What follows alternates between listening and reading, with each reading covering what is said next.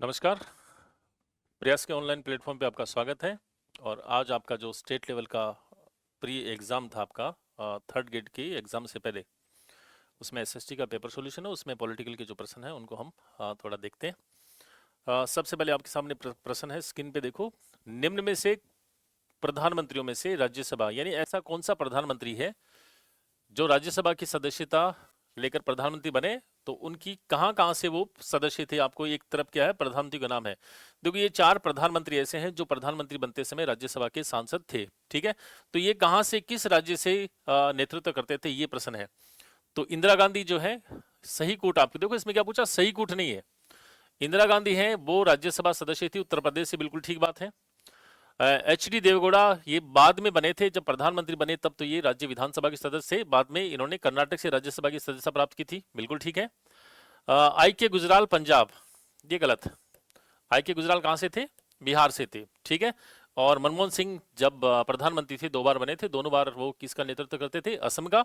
और असम के बाद आपको पता है कि उनका अंतिम कार्यकाल जो है वो कहां से रहा था, वो राजस्थान से रहा था। ठीक है, तो इसमें आपका गलत कौन सा हो जाएगा, सी वाला गलत हो जाएगा कि ये जो पेड़ है वो सुमेलित नहीं है। ठीक है, आसान सा प्रश्न था। अगला देखो, अनुच्छेद 53(1) के प्रयुक्त शब्दावली इस संविधान के अनुसार राष्ट्रपति के संदर्भ में स्पष्ट करती है। देखो 53(a) में क्या लिखा हुआ है, ये लिखा हुआ है संघीय कार्यपालिका शक्तियां किसमें होती हैं, राष्ट्रपति में निहित होती हैं। ठीक है, और राष्ट्रपति क्या करता है, संविधान के अनुसार, राष्ट्रपति संविधान के अनुसार इन शक्तियों का क्या करता है, प्रयोग करता है। संविधान के अनुसार शक्तियों का क्या करेगा, प्रयोग करेगा। तो संविधान के अनुसार का मतलब है कि राष्ट्रपति पर इन शक्तियों को प्रयोग में क्या कर दिया गया है, एक सीमा को आरोपित कर दिया गया है, यानी वो संविधान के दायरे से बाहर जाके इन शक्तियों का प्रयोग नहीं कर सकते। ठीक है, तो इसमें है ये पूछ रहा है कि किस संदर्भ में ये लिखा हुआ है, प्रयुक्त शब्दावली कौन सी, इस संविधान के अनुसार।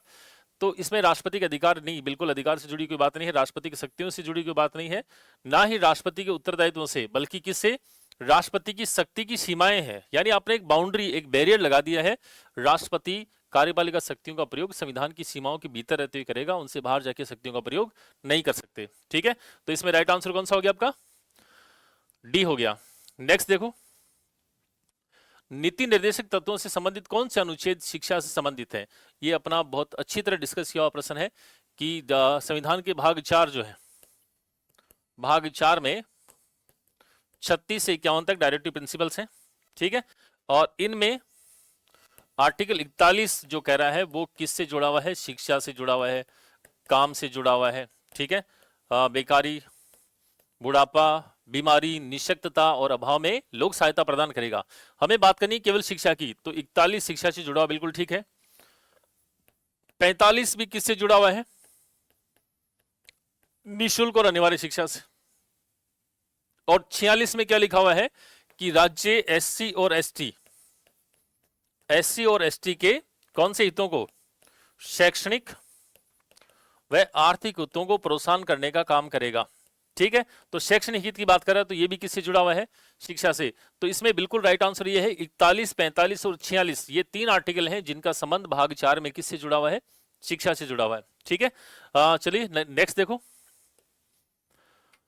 निम्न में से किस कार्यवाहक राष्ट्रपति के कार्यकाल में आंतरिक अशांति के नाम से लागू आपातकाल की घोषणा वापस ले गई। आपको पता है कि 3 आपातकाल लागू हुए थे हमारे पास।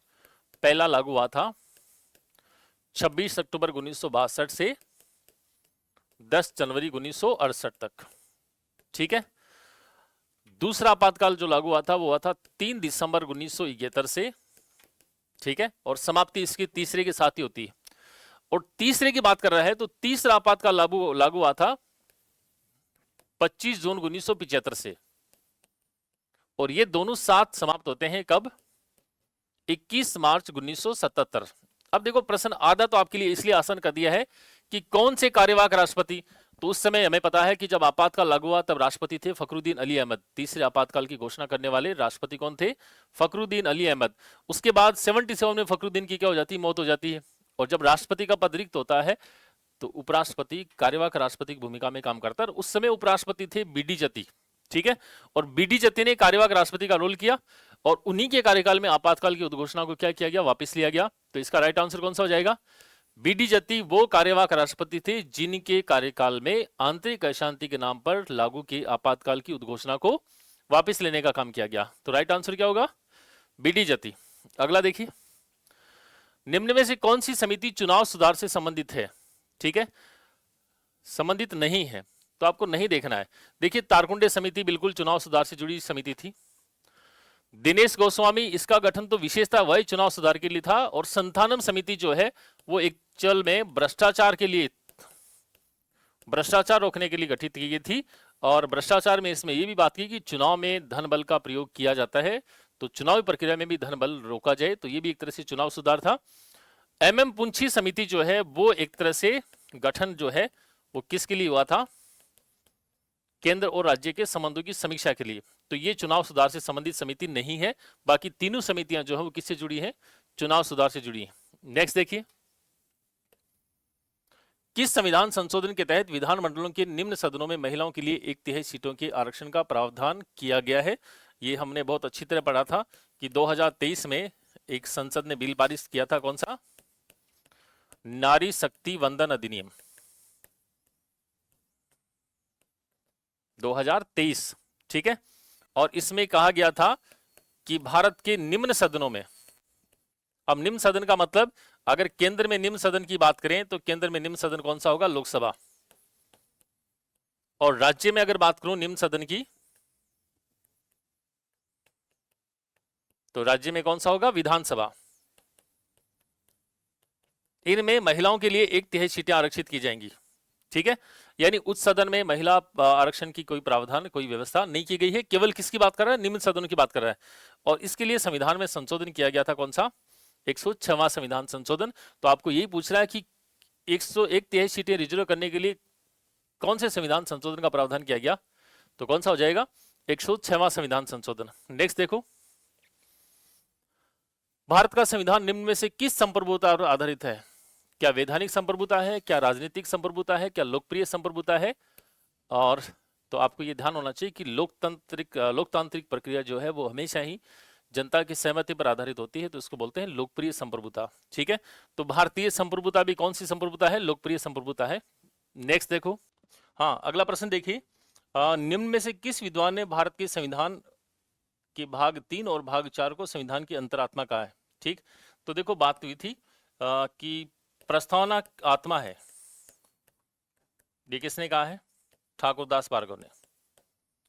अनुच्छेद 32 आत्मा है, ये किसने कहा है? BR अंबेडकर ने, ठीक।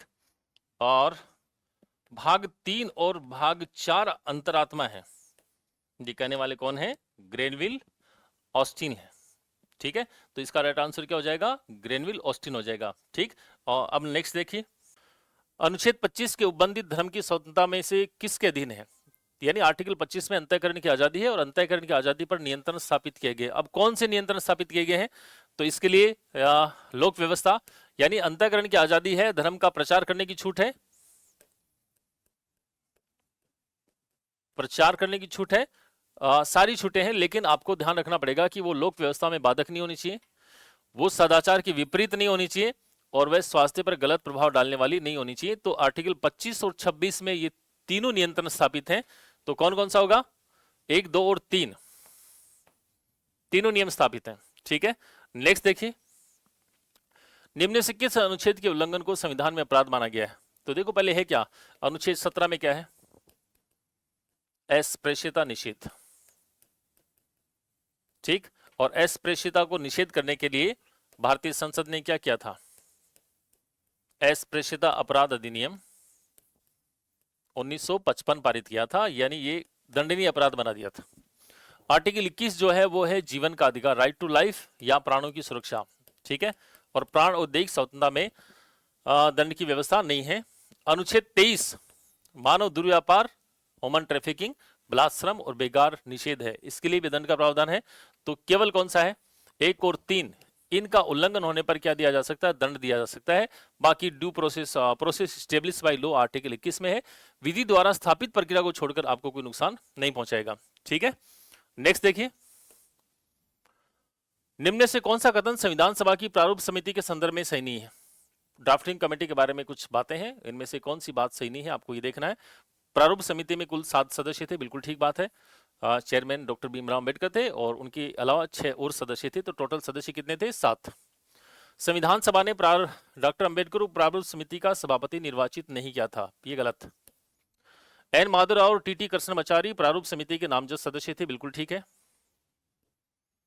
प्रारूप समिति का गठन संविधान सभा की कार्य संचालन समिति की सिफारिश पे किया गया था, बिल्कुल ये भी ठीक है। तो इसका गलत जो आपका होगा वो कौन सा होगा, बी हो जाएगा।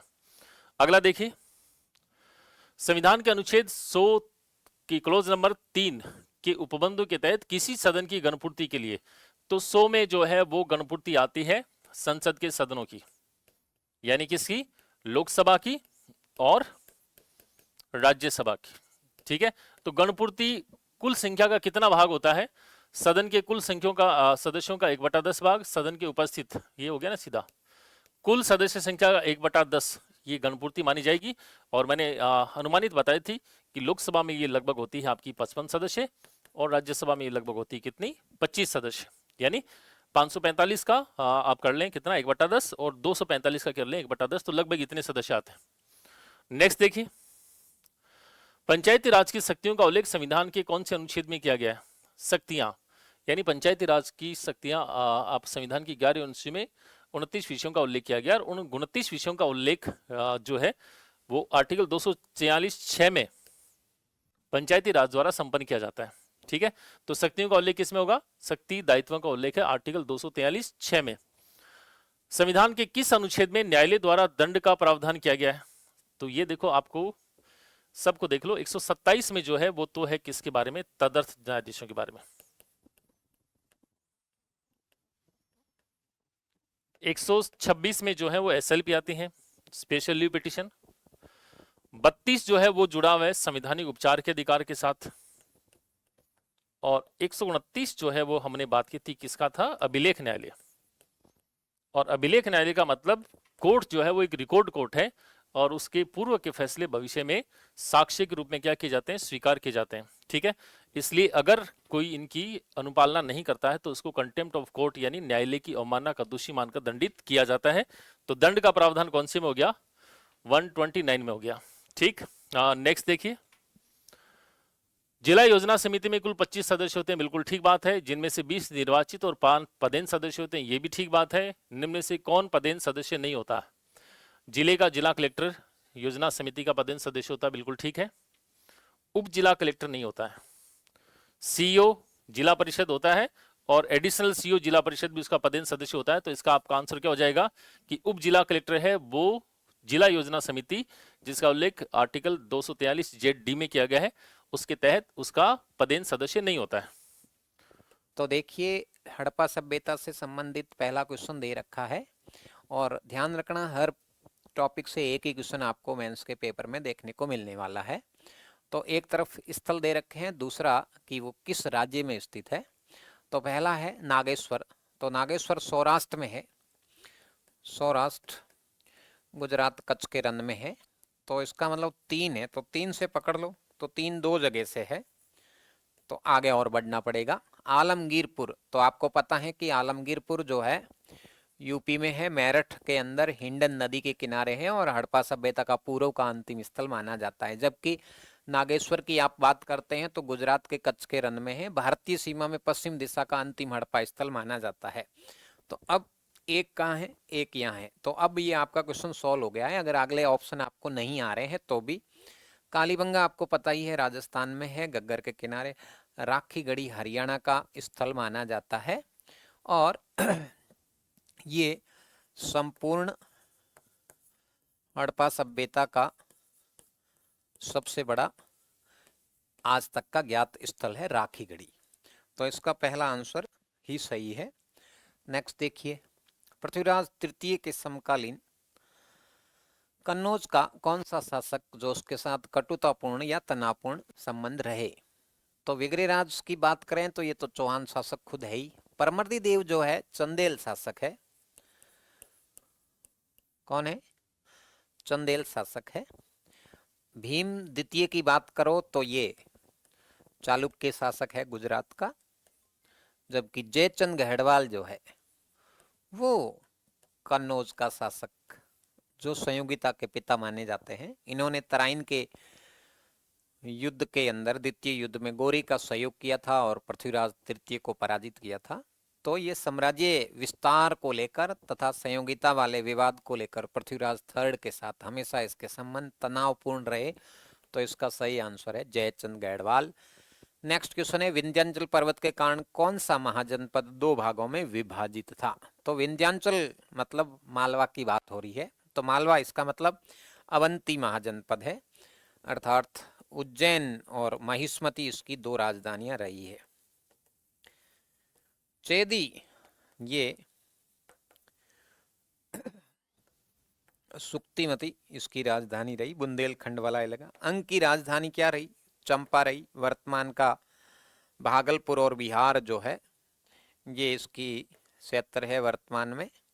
जबकि अस्मक दक्षिण का एकमात्र राज्य जिसकी राजधानी पोटन, ये महाराष्ट्र का स्थान माना जाता है।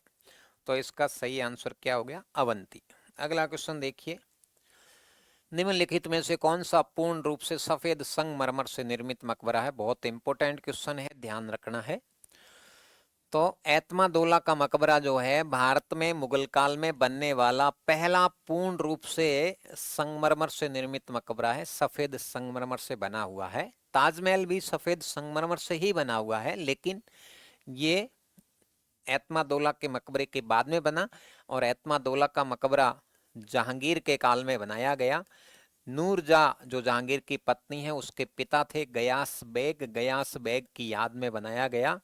और इसमें एक विशेषता और है, पहली बार मुगलकालीन इमारतों में पित्रादूरा का प्रयोग किया गया जो एतमादोला के मकबरे में है। ताजमहल आप देखोगे तो शाहजहां ने अपनी पत्नी मुमताज की याद में बनाया था, आगरा के अंदर यमुना के किनारे। इसमें सर्वाधिक पित्रादूरा का प्रयोग किया गया और ये भी पूर्ण रूप से सफेद संगमरमर से बना हुआ है। जबकि हुमायूं का मकबरा अकबर के काल में हुमायूं की तीसरी बेगम हाजी बेगम के द्वारा बनाया गया था, जो दिल्ली में बना हुआ है। होशंग शाह का मकबरा ये मुगल कालीन नहीं है, ये होशंग शाह जो थे मालवा के शासक, उनके स्मृति में मालवा में मांडू में बनाया गया है। नेक्स्ट देखिए, अफगानिस्तान में अशोक के शिलालेखों का निम्नलिखित में से किस लिपि में लिखा गया है? तो अशोक के जितने भी अभिलेख प्राप्त हुए भारत, पाकिस्तान और अफगानिस्तान में, इनमें 4 लिपियां हैं। भारत से जितने भी अभिलेख मिले हैं एरागुड़ी को छोड़कर ब्रह्मी में लिखे गए हैं। जबकि पाकिस्तान से जो मिले हैं वो खरोष्टी लिपि में मिले हैं। इसके अलावा अफगानिस्तान के अंदर आप देखोगे तो ग्रीक जो यूनान की सीमा में है, ग्रीक, और ईरान की सीमा से हैं जो अरमाइक से हैं। तो इसका मतलब ग्रीक और एरमाइक हमें कहाँ देखने को मिलती है? अफगानिस्तान में देखने को मिलती है। जबकि अशोक के अभिलेखों की जो भाषा है वो प्राकृत है, अरेमाइक है एंड ग्रीक है। 3 भाषाएं हैं और 4 लिपियों में उल्लेखित किए गए। भारत की धार्मिक प्रथाओं के संदर्भ में स्थानकवासी संप्रदाय का संबंध किससे है? अच्छा क्वेश्चन है ये, ग्रेड फर्स्ट में आया हुआ है। स्थानकवासी, तो स्थानकवासी का मतलब है जैन धर्म से संबंधित है। किससे संबंधित है? जैन धर्म से संबंधित है। बौद्ध मत में आप देखोगे तो हीनयान महायान है, और कालांतर में अगर देखते हैं तो हीनयान भी 2 शाखाओं में विभाजित हुआ और महायान भी 2 शाखाओं में विभाजित हुआ। विष्णु के उपासक वैष्णव अर्थात अलवार कहलाते हैं, शिव के उपासक शैव अथवा नयनार कहलाते हैं। तो स्थानकवासी का संबंध है जैन मत, एक ही जगह रहकर वो अपने उपदेश देते हैं। किस बौद्ध संगति के उपरांत महायान संप्रदाय का उदय हुआ? तो चौथी बौद्ध संगति जब हुई कश्मीर के कुंडल वन के अंदर, तब इसके अध्यक्ष वसुमित्र बनाए गए थे और विसुमित्र के समय बौद्ध शाखा दो भागों में विभाजित हो गया था, हीनयान एंड महायान। तो वसुमित्र महायान शाखा से संबंध रखता है। वास्तविक रूप से नागार्जुन को महायान शाखा का संस्थापक माना जाता है। पहली सभा आप देखोगे तो राजगृह के अंदर होती है 483 ईसा पूर्व के अंदर, और दूसरी वैशाली में हुई 383 ईसा पूर्व में, चौथी अशोक के समय पाटलिपुत्र में हुई 251 ईसा पूर्व में, और चौथी 78 ईस्वी में अर्थात पहली शताब्दी में कनिष्क काल में कुंडलवन कश्मीर में हुई। तो इसका सही आंसर हो गया चौथा, यहाँ पर महायान शाखा का उदय होता है। नेक्स्ट देखिए, कौन सा हिंदू धर्म ग्रंथों में वर्णित 3 ऋणों में सम्मिलित नहीं है?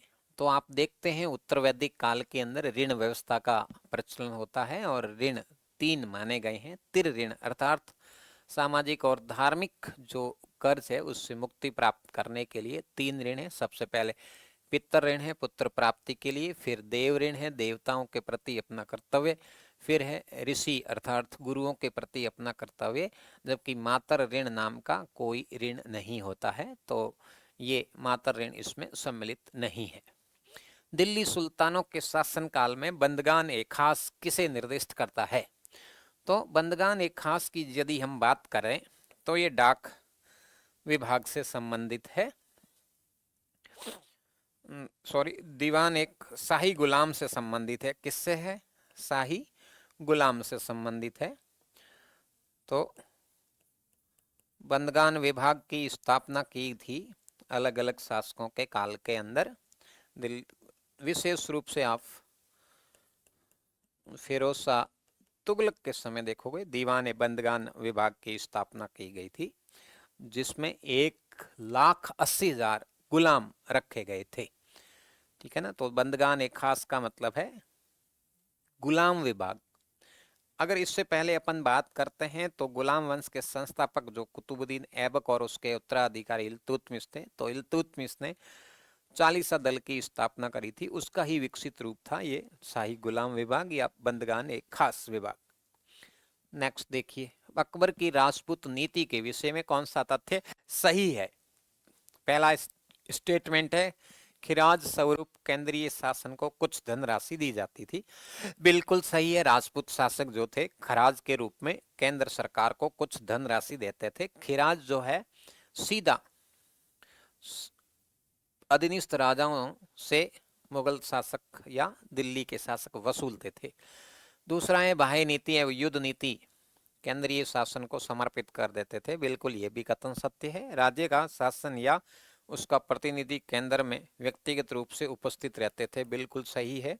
जबकि डी क्या है, अपने को साम्राज्य का अविभाज्य अंग मानते थे। ये गलत है। तो ए बी सी, इसका बी आंसर सही देखने को मिलता है। अनहैप्पी इंडिया पुस्तक किसकी है? अनहैप्पी इंडिया पुस्तक लाला लाजपत राय की है। किसकी है जी? लाला लाजपत राय की है। ठीक है ना। जबकि discover of India Jawaharlal Nehru की पुस्तक है। तो इसका सही आंसर है लाला लाजपत राय। नेक्स्ट देखिए, क्रांतिकारी सिपाही मंगल पांडे विद्रोह किस छावनी में करता है? तो ये सबसे पहले आप देखोगे बैरकपुर छावनी में 1857 की क्रांति की सबसे पहली घटना मंगल पांडे के द्वारा की गई थी, जो यूपी के बलिया का निवासी था। 34वीं नेटिव इन्फेंट्री का सैनिक था। इसने चर्बी वाले कारतूसों का सबसे पहले विरोध किया और 29 मार्च को पहली घटना घटित हुई बैरकपुर छावनी में। अंग्रेज अधिकारी लेफ्टिनेंट बाग और सार्जेंट ह्यूसन की हत्या कर दी थी।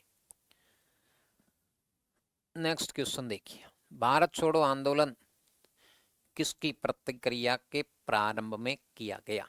तो भारत छोड़ो आंदोलन क्रिप्स मिशन के विरुद्ध में किया गया था। जबकि साइमन कमीशन 1928 में भारत आ गया था और 1930 में इसने रिपोर्ट पेश की थी। उसी के आधार पर 3 गोलमेज सम्मेलन का आयोजन लंदन में किया गया। वेवेल योजना की अगर बात करें तो 1945 में लॉर्ड वेवेल जो भारत के वायसराय लिनलिथगो के बाद आए, उन्होंने वायसराय की कार्यकारिणी में भारतीय सदस्यों की संख्या को बढ़ाने के लिए ये योजना बनाई गई थी। जबकि कैबिनेट मिशन 1946 के अंदर भारत को संवैधानिक समस्या के समाधान की रूपरेखा तैयार करके पहुंचा था, जो अप्रत्यक्ष निर्वाचन प्रणाली के तहत भारत में क्या होना है, कैबिनेट मिशन के माध्यम से संविधान निर्मात्री सभा का गठन होगा और निर्वाचन प्रक्रिया के तहत 389 स्थानों पर इलेक्शन होने थे। लेकिन देशी रियासतें जो थी 93 देशी रियासतों ने इसका विरोध किया और कालांतर में 296 स्थानों पर इलेक्शन हुआ, जिसमें 4 चीफ कमिश्नर क्षेत्र थे और 292 जो थे ब्रिटिश प्रांत थे। इस प्रकार से 208 सीटें फिर कांग्रेस को प्राप्त हुई, 73 लीग को प्राप्त हुई, 15 अन्य पार्टी को, और इस प्रकार से ये 296 सीटों पर चुनाव हुए। और कांग्रेस के भारी बहुमत के बाद कांग्रेस ने अपना जवाहरलाल नेहरू की उपाध्यक्षता में मंत्रिमंडल का गठन किया, जिसका विरोध मोहम्मद अली जिन्ना और मुस्लिम लीग ने किया। लेकिन कालांतर के अंदर 5 सदस्य मुस्लिम लीग के सरकार में शामिल हुए, लेकिन संविधान सभा या निर्मात्री सभा में शामिल नहीं किए गए। भारत में महात्मा गांधी की पहली महत्वपूर्ण सार्वजनिक उपस्थिति 1916 में बनारस हिंदू विश्वविद्यालय के उद्घाटन समारोह के दौरान हुई। ठीक है, जबकि गांधी अफ्रीका से 9 जनवरी 1915 को वापस भारत आते हैं और फिर भारत की राजनीति में वो प्रवेश करेंगे। तो पहला भाषण इन्होंने जनता के सामने या जन संबोधन BHU के उद्घाटन समारोह में दिया गया था। 1917 में फिर गांधी ने खेड़ा आंदोलन, संपर्ण आंदोलन जो नील की खेती के विरोध, और खेड़ा आंदोलन 18 में किसानों को टैक्स न देने के लिए, जो अकाल के बाद भी टैक्स वसूल रही थी, रोलेट एक्ट, ये काला कानून कहा जाता है 1919 के अंदर। ठीक है ना, तो इसका सही आंसर क्या हो जाएगा, BHU उद्घाटन समारोह। नमक सत्याग्रह 1930 का नेतृत्व गांधी जी की गिरफ्तारी के बाद अब्बास तैयब जी के द्वारा किया गया था। किसके द्वारा किया, सैयद अब्बास तैयब जी ने। ठीक है, नमक सत्याग्रह के गांधी की गिरफ्तारी के बाद में सविनय अवज्ञा आंदोलन के नेतृत्व किया। तो दोस्तों अब हम बात करते हैं हमारे एसएसटी में ज्योग्राफी से रिलेटेड जो हमारे क्वेश्चंस हैं उनके बारे में। देखो हमारा जो पहला क्वेश्चन है वो हो 123 नंबर, वो हो जो इंडस्ट्रियल जोन है हमारे उससे रिलेटेड है। तो हम देख लेते हैं कि हमारा जो ये क्वेश्चन है वो किस तरह से है। तो यहाँ पे दोस्तों यहाँ पे मैच करना है आपको, सुमेलित करने से रिलेटेड है। अब यहाँ अगर आप देखोगे तो एक पहला एक स्थान नजर आ रहा है रूर। ये रूर जो स्थान है दोस्तों, ये रूर स्थान क्या है, ये जर्मनी में है। और रूर स्थान की खास बात यह है कि रूर विशेष कर किसके लिए जाना जाता है दोस्तों, रूर जाना जाता है कोयले के लिए। अब यहाँ पे कोयला कोयला आपको 2 जगह देखने को मिल सकते हैं, एक कोयला और एक इस्पात यहाँ पे। बट दोस्तों रूर जो है कोयला आधारित उद्योगों के लिए है। तो यहाँ पे राइट आंसर जो हो जाएगा एक का तीसरा हो जाएगा, ये ध्यान रखना है। उसके बाद हम चलते हैं डेट्रायट पे। तो डेट्रायट जो है दोस्तों ये यूएसए में है और मोटर वाहन निर्माण का बड़ा केंद्र है। तो ये ऑटोमोबाइल पे आ जाएगा, ठीक है, ये ध्यान रखना है। उसके बाद सिलिकन वैली पे हम चलते हैं। तो दोस्तों सिलिकन वैली जो है ये सिलिकन के लिए जानी जाती है, जिससे कंप्यूटर चिप वगैरह बनती हैं, तो ये यहाँ पर आ जाएगा। उसके बाद किहिन जो जापान में है, ये बिल्कुल यहाँ सही है, ये जाना जाता है इस्पात एवं तेल शोधन व पेट्रोकेमिकल व शिपयार्ड के लिए। ठीक है दोस्तों, अब हमें ना मैच करते हैं इसमें कि ए का तीसरा तो 3 जगह आ गया यार। ओके, उसके बाद है डेट्रायट, बी का दूसरा, ये बी का दूसरा भी 2 जगह आ रहा है। उसके बाद हमें लेना है सिलिकन वैली यानी सी का पहला। तो ये वाला जो हमारा ऑप्शन है ये इसमें राइट बैठता है, यानी बी ऑप्शन जो है वो इसका अपना एकदम से सही होगा। नेक्स्ट क्वेश्चन पर हम आ जाते हैं। नेक्स्ट क्वेश्चन है साइट्स क्या है। साइट्स देखो दोस्तों हमारे सिलेबस में वन्य जीव संरक्षण जो है वर्ल्ड लेवल पे नेशनल पार्क और वन्य जीवों से संबंधित हमारे टॉपिक्स हैं। तो हम उनको अगर हम देखें तो साइट्स की हम बात कर रहे हैं। साइट्स क्या होता है? Convention on international trade in endangered species of wild फोना एंड फ्लोरा। इनका जो मुख्य उद्देश्य है वो क्या है? इनका उद्देश्य है प्रवासी पक्षियों का सर्वेक्षण? नहीं, ये बिल्कुल भी नहीं है। इसके अलावा है अंतर्राष्ट्रीय वन्यजीव। हाँ बिल्कुल दोस्तों, यहां पर आप जो देख रहे हो बी ऑप्शन, कि अंतर्राष्ट्रीय वन्यजीव व्यापार को इस तरह से नियंत्रित करना कि प्रजातियों का जो अस्तित्व है वो खतरे में ना आ जाए, ये इसका राइट आंसर होगा। मतलब दोस्तों यहाँ पे अगर आप देखोगे तो यहाँ पे आपको ये क्वेश्चन जो है वो इस तरह, मतलब ये साइट्स क्या है, अब यूं मान लो कि एक एग्जाम्पल लो लो, हम नामीबिया से क्या लेकर आए? चीते। नामीबिया से हम चीते लेकर आए। अब साइट्स ये देखेगा कि नामीबिया से जब हम चीते लेकर आए तो कहीं ये चीते नामीबिया से लुप्त ना हो गए हों। तो बस इसी तरह से ये जो साइट्स है ये क्या करता है? वर्क करता है, ये ध्यान रखना है। ओके, नेक्स्ट पे आ जाते हैं। तो राइट आंसर हो जाएगा अपना बी ऑप्शन। नेक्स्ट है, सूर्य ग्रहण हर अमावस्या को क्यों नहीं होता? दोस्तों सूर्य ग्रहण जो है वो हर अमावस्या को क्यों नहीं होता? उसकी एक सिंपल सी वजह है कि हमारा जो सूर्य है वो, उसकी जो पोजीशन है वो कुछ इस तरह से है।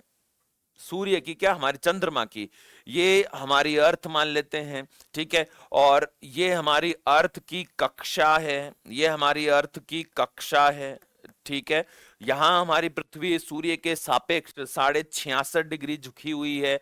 और अगर हम बात करें चंद्रमा की पोजीशन कहां है, तो दोस्तों चंद्रमा जो है हमारी पृथ्वी के कक्षा तल से 5 डिग्री 9 मिनट का कोण बनाते हुए स्थित है।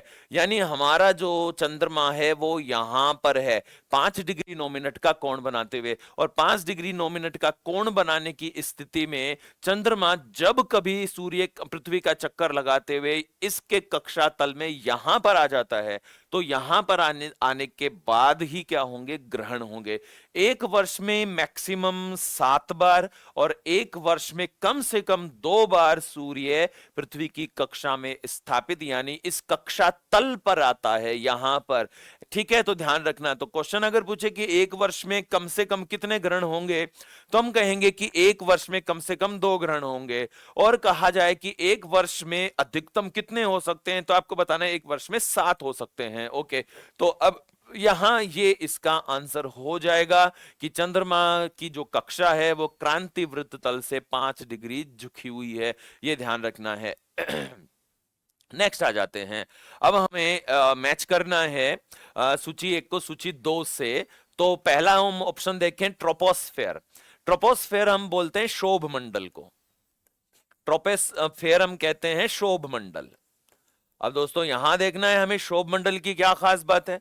तो मैच करना है, शोभ मंडल में ऊंचाई के साथ तापमान सामान्यतः घटता है। बिल्कुल दोस्तों, यहां पे शोभ मंडल में जब भी आप ऊंचाई की ओर जाते हो तो प्रति 165 मीटर पर 1 डिग्री सेंटीग्रेड की दर से टेम्परेचर में क्या आने लगती है? गिरावट आने लगती है। तो यहां पर ए का, ट्रोपोस्फेयर का, ये सही है। स्ट्रेटोस्फेयर में ऊंचाई के साथ ताप बढ़ता है, बिल्कुल सही है दोस्तों। स्ट्रेटोस्फेयर यानी समताप मंडल होता है, और समताप मंडल में जब आप ऊंचाई की ओर जाते हैं तो टेम्परेचर में वृद्धि होती है। और टेम्परेचर में वृद्धि होने का कारण दोस्तों, टेम्परेचर में वृद्धि होने का जो कारण है, वो वृद्धि होने का कारण क्या है? स्ट्रेटोस्फेयर में टेम्परेचर में वृद्धि होने का कारण क्या है दोस्तों? स्ट्रेटोस्फेयर में वृद्धि होने का कारण है यहां पर ओजोन, ओजोन गैस पाई जाती है। ओजोन गैस क्या करती है? तापमान का अवशोषण करती है, जिससे स्ट्रेटोस्फेयर यानी समताप मंडल क्या हो जाता है? गर्म हो जाता है। तो ये राइट होगा। फिर है मिजोस्फेयर, तो ये भी सही है, ऊंचाई के साथ इसमें टेम्परेचर घटता है दोस्तों। मिजोस्फेयर में टेम्परेचर घटेगा क्योंकि वहां पे ओजोन नहीं है, और मिजोस्फेयर यानी मध्य मंडल हमारे वायुमंडल में सबसे ठंडी परत आती है। तो फिर इसको सभी सही हो गए। थर्मोस्फेयर, ऊंचाई के साथ तापमान बढ़ता है। तो राइट आंसर हो जाएगा 1 2 3 4, ये पहला जो ऑप्शन है ये बिल्कुल सही आंसर होगा, ये ध्यान रखना है। ओके, नेक्स्ट क्वेश्चन पर आते हैं। बोरा किस क्षेत्र से जुड़ी ठंडी स्थानीय पवन है? दोस्तों बोरा ये अपने ध्रुवीय क्षेत्रों से आती है, यूरोपियन क्षेत्रों में पहुंच जाती है, और यूरोपियन क्षेत्र में एड्रियाटिक सागर जो होता है ना इटली के तट पर, तो एड्रियाटिक सागर से जो हवा चलती है एड्रियाटिक सागर पर, उसी को हम क्या कहेंगे? बोरा कहेंगे। नेक्स्ट क्वेश्चन पर आ जाते हैं। ये क्वेश्चन इतने ही कैसे रहे? आगे चलते हैं और देखते हैं, शायद लास्ट पीछे होंगे। हाँ, ये रहे हमारे क्वेश्चन यहाँ पे। अच्छा, बीच बीच में डाल रखे हैं क्या? चलो हम कर लेते हैं। ये बीच में एक दूसरा क्वेश्चन आ गया यहाँ पे, राष्ट्रीय खाद्य सुरक्षा मिशन का। तो अब यहाँ पे हमारे ज्योग्राफी के जो और क्वेश्चन है उन पे हम चल लेते हैं। यहाँ से शुरू करते हैं। सूची 1A और सूची B है हमारे पास, इनको हमें मैच करना है, तो हम कर लेते हैं। सबसे पहली बात, स्थानांतरित कृषि। स्थानांतरित कृषि जो होती है दोस्तों, इस स्थानांतरित कृषि को हम नाम देते हैं slash and burn. Slash and burn, कर्तन और दहन। अब ये स्थानांतरित कृषि दोस्तों, कर्तन और दहन कहां होगी?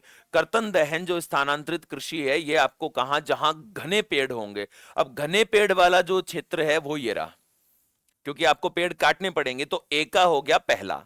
उसके बाद खानाबदोश पशुपालन। तो खानाबदोश पशुपालन जो होता है, ये जहां वहां होता है जहां पे कौन सी घासें पाई जाती है। दूसरा ऑप्शन इसका सही है, ये होता है स्टेपी घासें। स्टेपी घासें वाला जो क्षेत्र होता है, ये स्टेपी घासों वाला जो क्षेत्र है दोस्तों, वो सहारा मरुस्थल और एशिया के जो शुष्क और अर्ध शुष्क क्षेत्र है वो हैं। तो इसका बी का आंसर हो जाएगा ये। उत्तर अमेरिका के प्रेरी प्रदेश और गेहूं पट्टी, ये बिल्कुल सही है, ये इसके लिए हो जाएगा।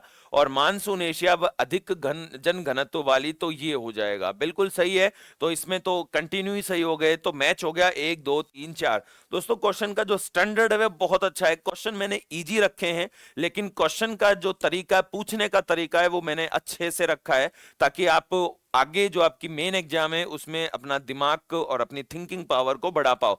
नेक्स्ट क्वेश्चन अपना उल्टा अपने को चलना है। 82 डिग्री 30 मिनट ईस्ट और 75 डिग्री 00 मिनट ईस्ट के बीच स्थानीय समय 30 मिनट का अंतर है। ठीक है, तो पहले तो आपको ये देखना है कि एक्चुअल में ये 30 मिनट का डिफरेंस है क्या, तो हम पहले ये देख लेते हैं। आपको क्या करना है, 82 डिग्री 30 मिनट ईस्ट में से 75 डिग्री आपको माइनस करना है। तो 30 का रह गया 30 और 12 में से 5 गए 7, 7 डिग्री 30 मिनट। 7 डिग्री 30 मिनट क्या आ गया, ये अपना टोटल विस्तार आ गया देशांतर का। अब देखना है अपने को दोस्तों, यहां पर इसको देशांतर का मिनट में चेंज करने के लिए हमें 4 से मल्टीप्लाई करना पड़ेगा। तो ये 7 चौक 28 मिनट और 30 मिनट के हमें घड़ी में 2 मिनट मिल जाएंगे, तो टोटल आ जाएगा हमारे पास 28 + 2 = 30 मिनट। तो हमारा जो कथन है वो पूरी तरह से सही है। फिर है कि 1 डिग्री देशांतर पर 4 मिनट का समय अंतर माना जाता है, तो दोस्तों कारण भी सही है। अब अपने को यह देखना है कि व्याख्या सही है क्या, तो दोस्तों बिल्कुल व्याख्या सही है। व्याख्या सही इसलिए है क्योंकि 1 डिग्री पर 4 मिनट का डिफरेंस आता है, तो 7 डिग्री 30 मिनट पर डिफरेंस कितने मिनट का आएगा, मल्टीप्लाई बाय 4, यानी कि 4, टोटल हो गए 30 मिनट। तो कथन कारण दोनों सही है एवं कारण कथन की सही व्याख्या करता है। नेक्स्ट पे आ जाते हैं। WTO जी, ये फिर से वर्ल्ड ज्योग्राफी का क्वेश्चन हो गया, और मतलब दूसरा हो गया, व्यापार से इकोनॉमिक से हो गया, ये अपना ज्योग्राफी का फिर से क्वेश्चन है। तो उपोष्ण उच्च दाब पेटी की उत्पत्ति का एक कारण हेडली सेल की अवरोही वायु होता है। देखो दोस्तों कितना शानदार क्वेश्चन है, पेपर पे मेहनत करी है बंदे ने। ठीक है, अब यहां पे हम बात करेंगे उपोषण उच्च दाब पेटी की उत्पत्ति, तो बिल्कुल सही है दोस्तों। ये उपोषण उच्च दाब जो पेटी होती है वो होती है 30 डिग्री से 35 डिग्री के बीच में। ठीक है, अब ये हेडली सेल से होता क्या है कि ये है विषुवत रेखीय पेटी। अब यहां से हवाएं, संवहन पवनें यहां से ऊपर उठती हैं और इस हेडली सेल पर नीचे उतरती हैं। अवरोही वायु हम इसी को कहते हैं। ये हेडली सेल क्या, सॉरी, उपोषण पर नीचे उतरती हैं, और ये है विषुवत पेटी। विषुवत पेटी ये इस तरह से वर्क कर रहा है। तो अब विषुवत पेटी से हवाएं गर्म होकर यहां उतर रही हैं, तो ये जो सर्कुलेशन बनेगा ये हेडली सेल है। तो ये तो हो गया कथन, तो बिल्कुल सही है।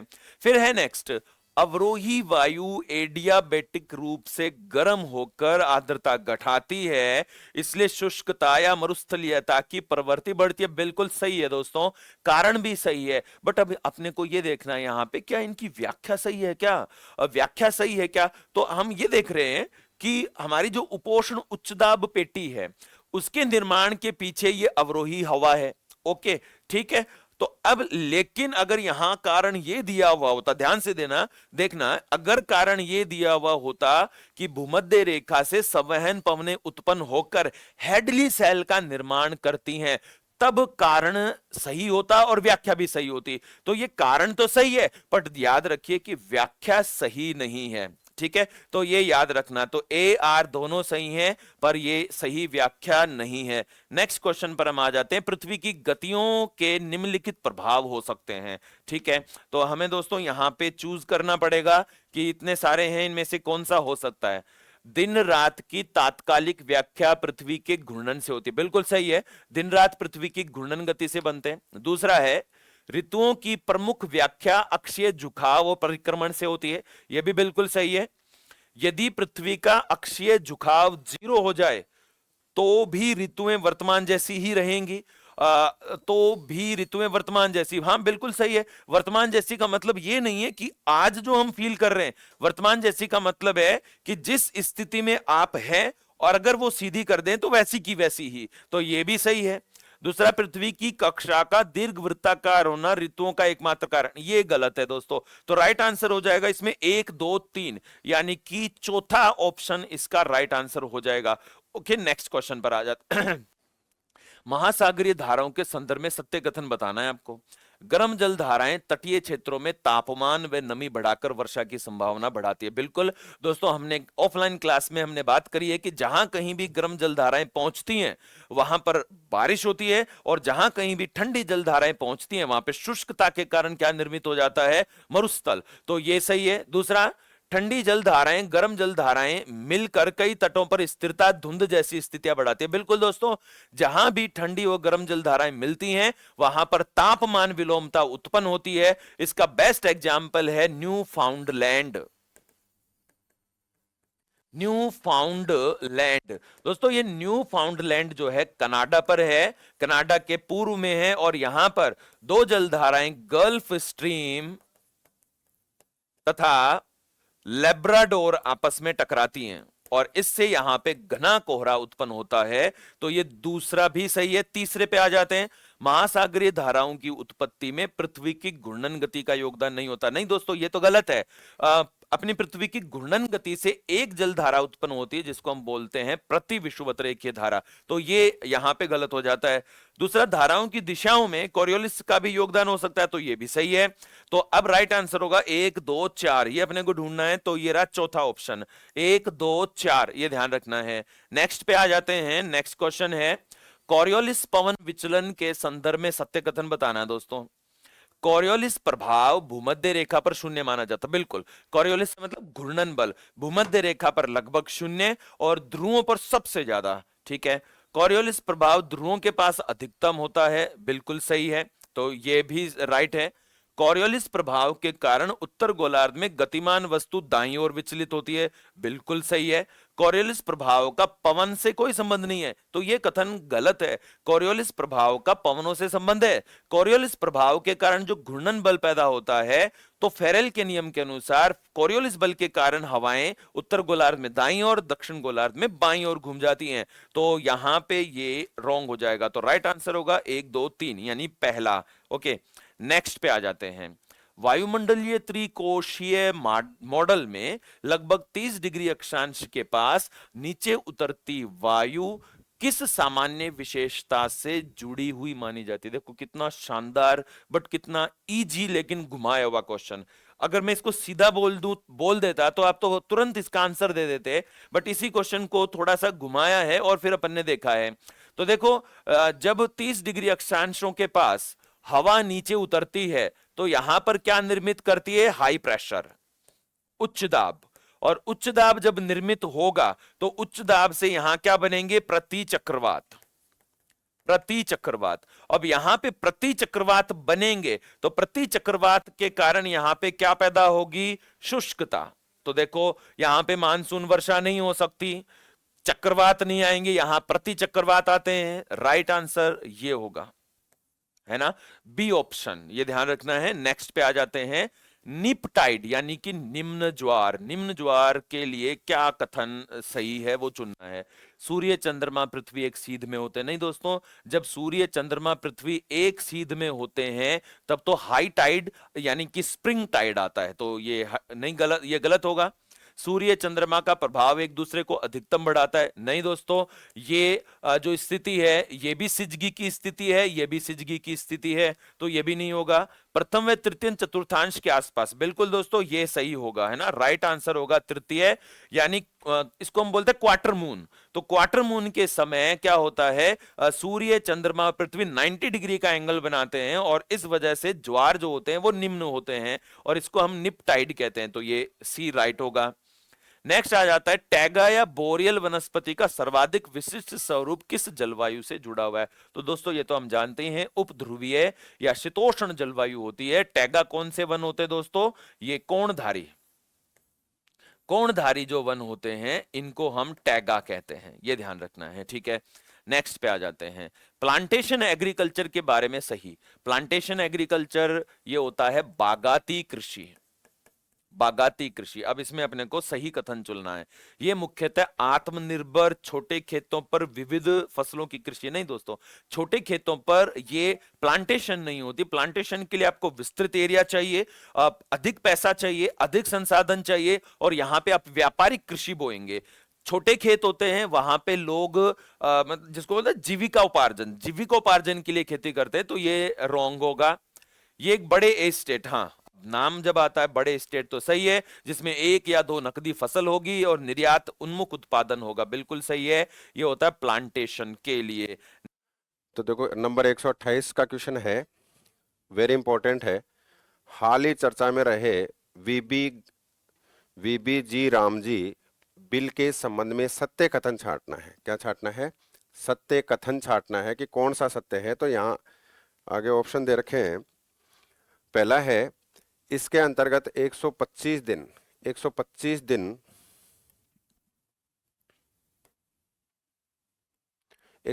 दिन के रोजगार की गारंटी दी गई है, ये राइट है, सही है, ये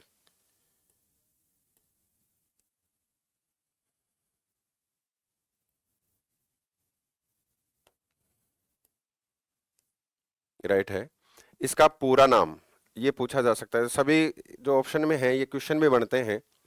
तो देखो, विकसित भारत, वीबी का मतलब क्या है, विकसित भारत, जी का मतलब है यहाँ गारंटी, और आर का मतलब है रोजगार, आजीविका, ए का मतलब आजीविका मिशन, और किसमें है, ग्रामीण।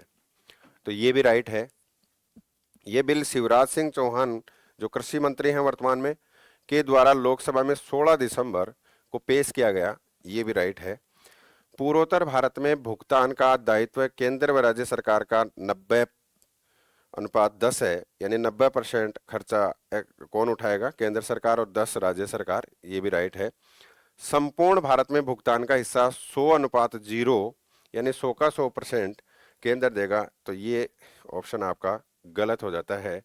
जो रेशियो है 60-40 का रेशियो रखा गया है। कितना रखा गया है, 60-40 का रेशियो रखा गया है। तो इस आधार पर ए बी सी डी सही है। ए, तो ई वाला ऑप्शन इसमें क्या है, गलत है। नेक्स्ट क्वेश्चन है, सेवा क्षेत्र में अग्रणी राज्य है। सेवा क्षेत्र में अग्रणी राज्य है, तो देखो सेवा क्षेत्र, यहां हमारी अर्थव्यवस्था को आर्थिक क्रियाओं के आधार पर 3 भागों में बांटा गया है।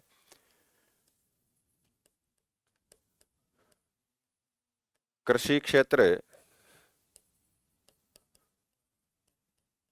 औद्योगिक क्षेत्र और सेवा क्षेत्र। तो इसको प्राथमिक, द्वितीयक और तृतीयक क्षेत्र के नाम से भी जाना जाता है। तो यहां पूछा गया है कि सेवा क्षेत्र में अग्रणी राज्य है, तो कर्नाटक है लेकिन बिहार नहीं है,